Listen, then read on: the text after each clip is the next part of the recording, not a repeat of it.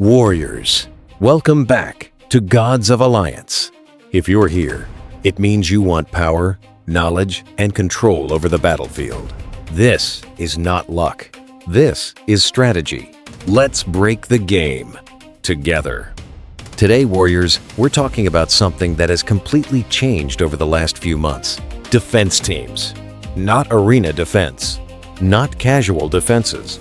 We're talking about serious defenses. Cross-war defenses. The kind of teams that make experienced players stop, think, and sometimes completely change their attack plans. Because relics have started changing everything. Heroes that many players considered good are suddenly becoming incredible. Heroes that were already dangerous are becoming nightmares. And perhaps, most importantly, some combinations are starting to appear that are extremely difficult to deal with consistently. Today, I want to show you 3 defensive teams that have been giving us outstanding results. Not theory, not spreadsheets, not simulations. Real testing, real battles, real headaches for opponents. Let's start with team number 1. Byrna, Tempus, Iris, Dorian, Kendle, and Warriors. This team is pure misery for the enemy. The reason starts with Dorian. Before Relics, Dorian was already one of the strongest sustained heroes in Hero Wars. But now, his relics have elevated him to another level. The amount of survivability he provides to damage dealers is simply absurd. And that's exactly why this team works.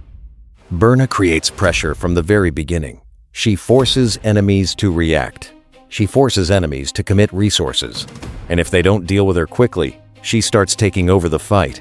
Then comes Tempus. And Tempus changes everything. Because defense teams love time. The longer a battle lasts, the more value this team generates. Tempus creates delays, creates opportunities, extends control, and most importantly, gives Iris more time. And Warriors. Giving Iris more time is usually a terrible idea, because Iris remains one of the most dangerous damage dealers in the game. Especially against defensive formations, especially against tanky compositions, especially when battles start becoming longer. Then we reach Kendle, and this is where things become truly annoying. Kendle creates disruption. Kendle creates pressure. Kendle creates uncertainty. Opponents cannot simply focus one target because Kendle constantly changes the flow of the battle. And all of this is happening while Dorian keeps everyone alive. The result? A defensive team that doesn't rely on one hero. It attacks from multiple angles, and that makes it extremely difficult to counter consistently. Now let's move to team number 2, and Warriors. This one surprised even us. Satori, Alvanor, Byrna, Folio, Miu, and the key here is very simple. Satori relics, especially the red relic. The difference between a low-investment Satori and a fully developed Satori is enormous. Absolutely enormous. If you're looking at a level 10 relic Satori and comparing him to a level 30 relic Satori, you're practically looking at 2 different heroes. The amount of pressure he generates becomes ridiculous. Foxfire marks spread everywhere. Damage starts scaling. And suddenly, enemies are carrying so many marks that battles start spiraling out of control. But Warriors. This team only works at the highest levels because every hero here wants investment. Alvanor needs investment. Folio needs investment. Miu needs investment. Satori especially needs investment. This is not a budget team. This is a luxury defense. But when fully developed, it's terrifying. Alvanor is one of the biggest reasons, and honestly, I think many players still underestimate him. His support capabilities are incredible. His protection is incredible, and his ability to keep the entire machine functioning is a massive reason why this team works. Then we add Folio. And Folio is another hero that becomes more dangerous the longer a battle lasts. Copies, scaling, control, pressure, everything starts stacking. Then comes Miu and Warriors. Miu might be one of the most underrated defensive heroes in the game right now. Control, disruption, tempo manipulation. Everything she brings helps Satori reach the stage where he becomes unstoppable. And once Satori reaches that stage, good luck, because by then, enemies are already drowning in foxfire marks. This team doesn't win quickly. It suffocates opponents. Slowly, relentlessly. And that's exactly what makes it such an incredible cross-war defense. Now let's move to team number 3. Yasmine, Byrna, Iris, Dorian, Phobos, and Warriors. This team is absolute chaos. The beauty of this team is that opponents never know what to prioritize. Do they focus Yasmine? Do they focus Iris? Do they focus Phobos? Do they try to stop Byrna? Every choice feels dangerous.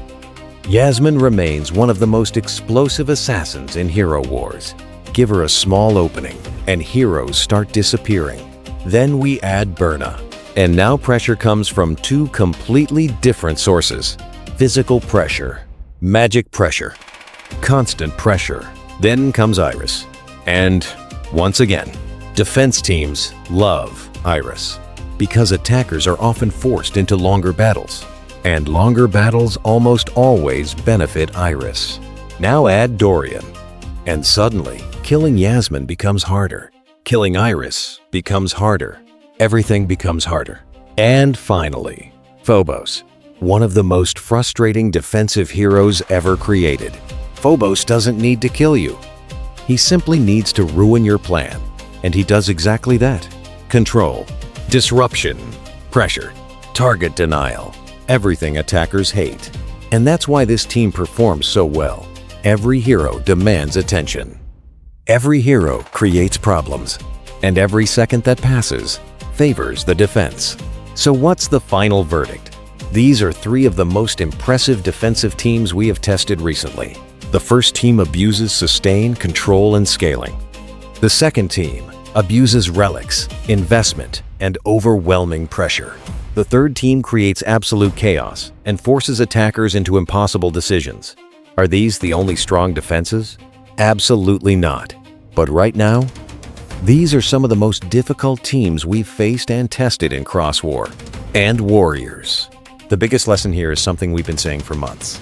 Relics are changing Hero Wars completely. Heroes are evolving. Old heroes are returning. And investments are becoming more important than ever. Warriors, this is how we play the game. Not randomly, not blindly, with knowledge, with precision, with control. We don't build randomly. We build with intention. Master the mechanics. Control the fight.